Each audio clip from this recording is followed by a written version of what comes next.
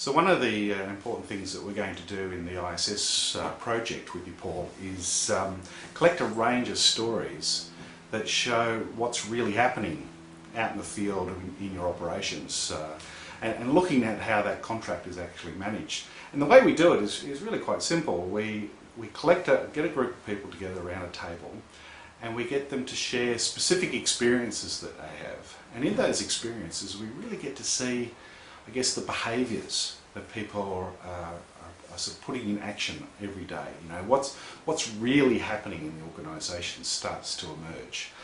Once you've got these stories, we find that the real-life examples are highly appealing to people when we take them into the group work situations. We're working with David and getting those people to really work together to understand, you know, what's important and what those sort of key leadership skills could be. The thing is, sometimes we find a situation where, on the one hand, we're trying to really sort of talk about key values you want in place. So, for example, with your no harm culture, people can talk about a no harm culture, but they don't really know what that means until they hear some real life experiences that illustrate that. So what we'll be doing is trying to pull out some of those stories about no harm culture, where it's actually working.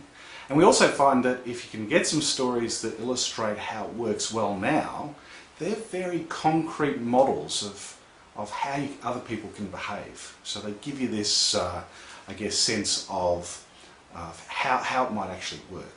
And people find that highly motivating to see those positive examples.